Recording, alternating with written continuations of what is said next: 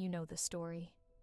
2 children lost in the woods, a house made of sweets, a witch who fattens one child to eat and burns the other in an oven, and then clever trickery that sends the witch into her own fire. But what if that cozy cautionary tale is a cleaned, child-friendly veneer over something far older and far darker? Do you think Hansel and Gretel is just a fairy tale? The truth is far more disturbing. The tale is a folk memory folded over centuries of real hunger, institutional abandonment, ritualized killing, and the legalized persecution of women. Once you strip away the sugar and rhymes, the story reads like a dossier of social trauma. Picture a German forest in the early 1800s, dusk in 1812, when the Grimms write their first edition. Damp pine needles smell of resin and mud. Jacob and Wilhelm Grimm collect an oral tale.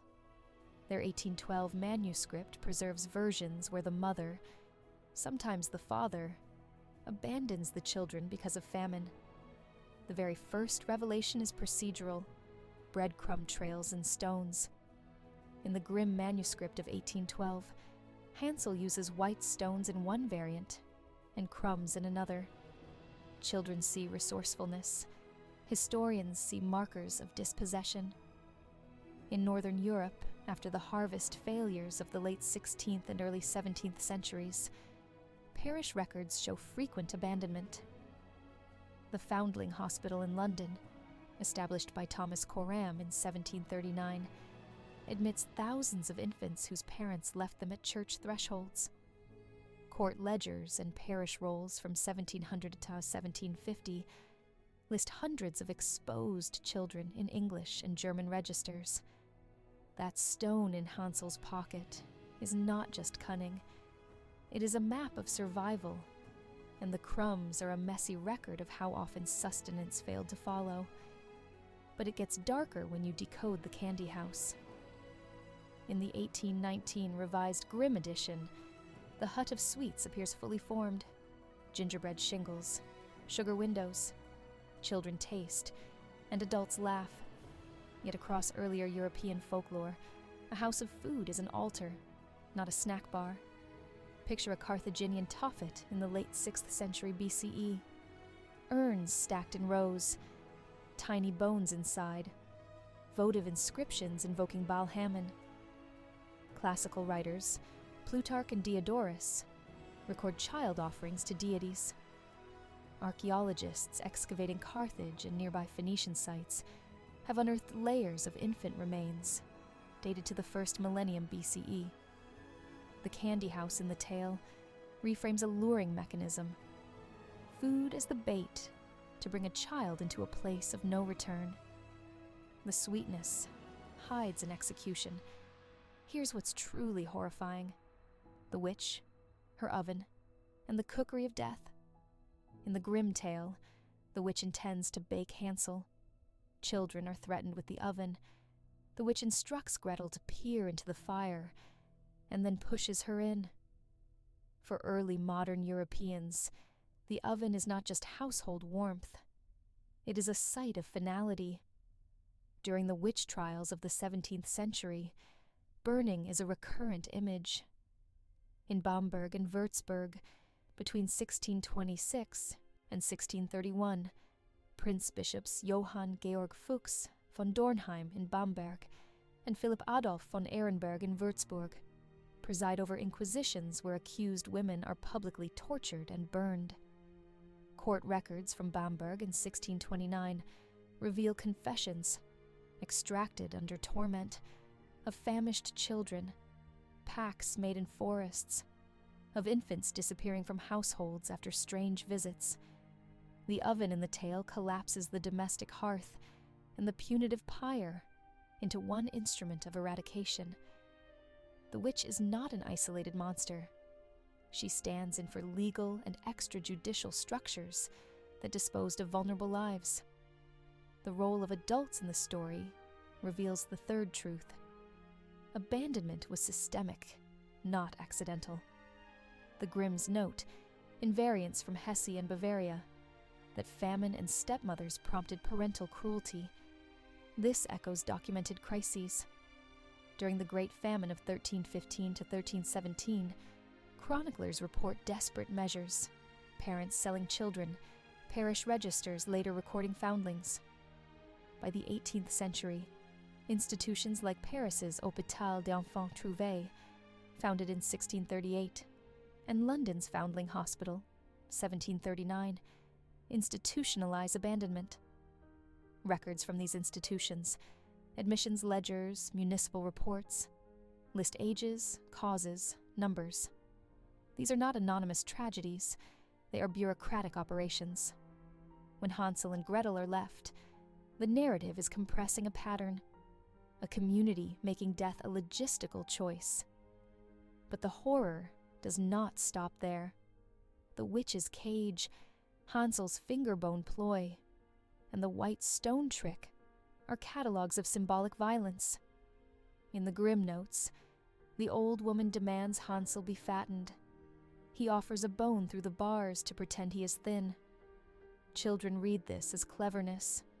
Historians read it as testimony to commodification. In 1692, Salem, Massachusetts, court records show children's declarations and physical tests become evidence. Finger marks, choke fits, spectral accusations. Names like Ann Putnam Jr., born 1679, Mercy Lewis, born circa 1675, and jurists like Chief Justice William Stoughton appear in the docket. Their testimonies help condemn neighbors to death. The bone and the bars in Hansel and Gretel mirror methods of proving worth, of measuring bodies to decide who lives. The witch's demand to make Hansel fat is an accounting. How much food, how much flesh, what price for survival? Then there is the gendered cruelty. The witch in the house is female. The adult who abandons is often a mother or stepmother. The witch trials of the early 17th century center on women. Katharina Kepler, accused in 1615, and defended by Johannes Kepler until her release. Anna Goldie, executed in 1782 in Glarus, later recognized as a judicial murder. Records show accusations often follow child illnesses or deaths. Municipal courts from the Holy Roman Empire in the 1600s include dossiers where a neighbor's strange behavior or a child's sudden fever leads to fatal verdicts. The tale's conflation of woman, hunger, and danger encodes centuries of misogynistic scapegoating. Finally, the ending silver, gold coins in the Grimm revisions, and the children's escape serves as social redaction. Jacob and Wilhelm softened brutality across their editions between 1812 and 1857, making endings morally neat. In doing so, they erase the continuity between ritual abandonment, institutional complicity, and communal violence. The polished ending is not innocence restored. It is a sanitization that allows societies to absolve themselves of systematic cruelty. Think of Bamberg in 1629 at dawn, torchlight licking the cobbles.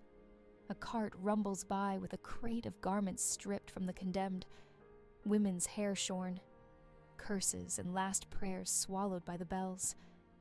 A child tucked in a parish cell clutches a stone in the dark, a breadcrumb box false with hunger.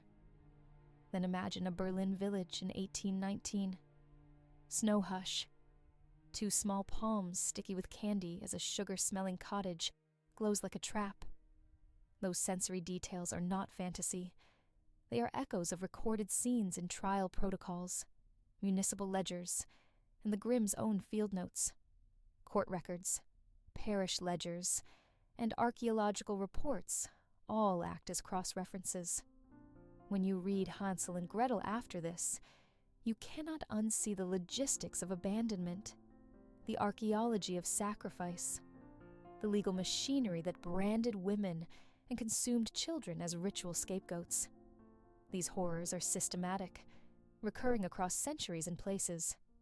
Carthage's Taupitz, Bamberg and Würzburg's Inquisitions, 1626 and 1631, Salem's 1692 affidavits, London's Foundling Hospital admissions from 1739, the Grimm's own 1812 and 1819 editions, revising who is culpable. The tale collects and condenses them into images we now call fairy tale icons. You thought you were reading a bedtime tale. You were handed a survival manual written over layers of suffering and then whitewashed.